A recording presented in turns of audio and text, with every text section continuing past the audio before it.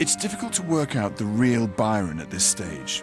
The revolutionary hero in waiting, the lover of men and women, the poet creating a whole new world with himself at its centre, the public figure or the private man.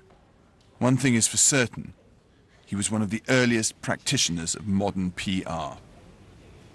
Well, this is an example of the earliest studio publicity still, I think.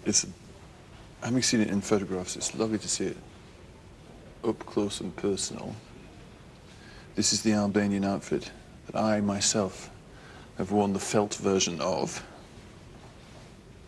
A lot of people who painted him noted that while he was talking, he was one character, and then he'd put on this kind of moody, petulant face, which he thought was his public face, and people would say to him, why can't you just be natural? And he'd say, this is natural. We actors do this all the time as well. So he really is such an actor, I think. And that beautiful lips. But he knew exactly what he was doing. And in one sense, in another sense, this image is the image that's remained with us right until now. And certainly in terms of, I think, his English reputation, the English has never managed really to go any further than this image and the idea that he put forward of himself in Childe Harold. And actually, it's very clever, but in a way, if he was interested in posterity, he's been hoisted by his own petard slightly. Do you like him? Oh, I adore him, yeah. He's hysterical. I mean, he's a really funny old thing. He's mad. Byron was all charm when he wanted to be, and utterly vile at other points. Remind you of anyone you know?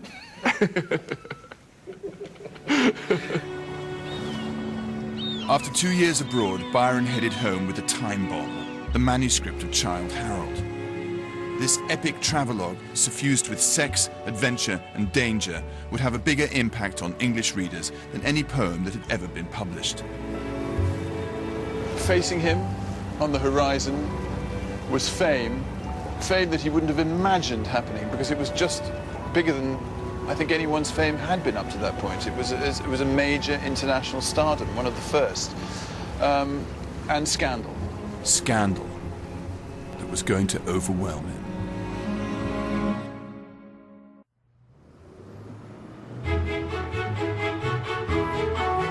After 2 years of travel, in 1811 Byron returned to London. He went straight to his publisher John Murray in Mayfair to deliver the manuscript of his semi-autobiographical poem, Childe Harold's Pilgrimage.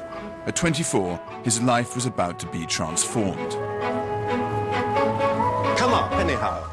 There's the old boy, on his plinth. John Murray's direct descendant, John Murray VII, still runs the place. Yehudi Menuhin's wife came and with very red lipstick kissed him, and I wanted the lovely lips to remain on him, but my father insisted that it was taken off. But we've had lots of ladies who come and kiss him. Anyhow, this is the where Byron and Murray and Walter Scott and everybody met in this room, and the portrait by Phillips went up while Byron was still alive. Right. And people come from all over the world to see it. What Byron had brought back with him was to turn John Murray's establishment into the hottest literary salon in London. It was said that when Childe Harold was published, Byron woke up to find himself famous and Murray to find himself a gentleman. Yeah, anyway, but how successful was it? Oh, tremendously successful. The 500 original printing was sold out in 3 days, and then the sales just skyrocketed. England had been faced by the Napoleonic Wars. The Battle of Waterloo was still 3 years ahead. People hadn't travelled very much. Here was someone who came back with these extraordinary stories of the East and the stories of conquests. Yes, no, what do you think happened to Byron after the publication of Childe Harold? Everybody wanted him. All society were inviting him.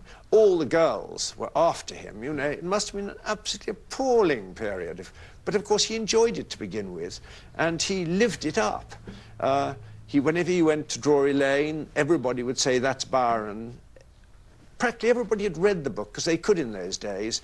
You know, the society wasn't that large, and the women just were like moths to a light. I mean, I have to say there's a wonderful letter that he writes to my ancestor, which says that last night I had Angelina, the daughter of my physician and a married woman. Now, he loved explaining that people were married who he was having it off with, you know. And so he grew into this image that they got, I think, from Childe Harold. Now, do you have a bit of the Childe Harold Well, manuscript? I'll show you an interesting thing, yes.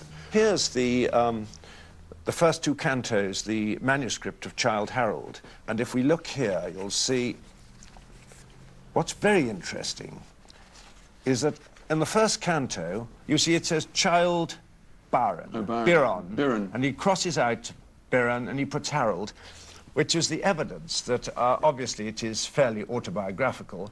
And that's really why he caught the imagination. They saw some of the things that happen in here, they see as him as being the person. And therefore, he was very naughty, he was wicked, and people loved wicked people. And what about, do you have any of the hair collection? The young lady's pubic hair? We haven't got, no, the pubic hair evidently was burnt by one of my ancestors, but I'm not sure. We had a gathering here of the Murray staff once, and not so long ago, and we put out the hair, and I said, now, here's Byron's girlfriend's pubic hair, and one of the girls came forward and said, nonsense, pubic hair's much coarser. Well, I don't know about that, but anyhow... Not if you're Japanese. But I'll show you. But now, wait. It's like a curtain. Here is one of the most moving bits, which was mounted because it was at an exhibition. Hair of Donna Josefa, Spanish lady. This always amazes people that you're allowed to do this. But this is... Now, what you say to that? But the trouble was that Byron actually fell in love with her sister. And I think that when she discovered this, she cut off her hair, and this was it, this wonderful lock, and sent it to Byron and went into a nunnery. She must have been quite unbalanced, because they only could have met for 2 or 3 days. Well, they were all very unbalanced when Byron was around. Right. So now, Byron was famous. Everyone wanted a piece.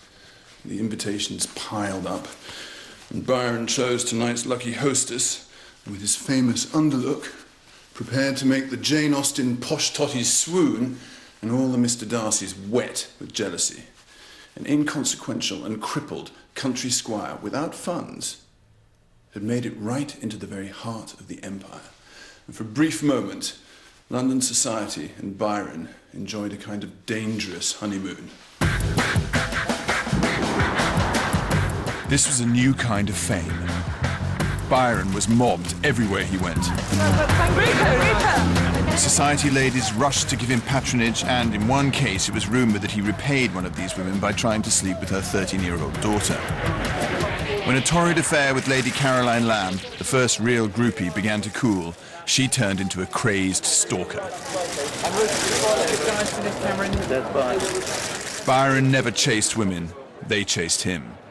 Now they besieged him, and he even pleaded with his publisher to protect him from their advances. The modern celebrity culture was born. Fame blinded Byron, but unfortunately he was not above the law. Insanity, alcoholism, and maybe even a spot of sodomy were perfectly acceptable on their own. But add incest to the menu, and society slammed the door. In the next stage of my journey, I'm going to find a man transformed, diving to the depths of pussy-hungry depravity, soaring to the heights of national heroism before a tragic, climactic end. I'll be following Byron into exile for sex, drugs, and revolution.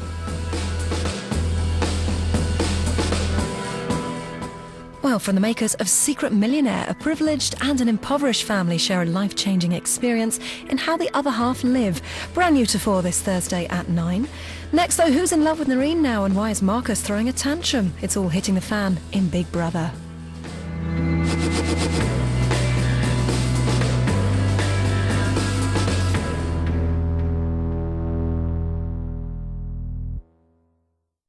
Lord Byron. At the height of his fame, scandal would drive him into exile and lasting infamy. He, of course, wanted one last adventure with which to propel himself into posterity. Follow Rupert Everett as he relives the scandalous adventures of Lord Byron next month.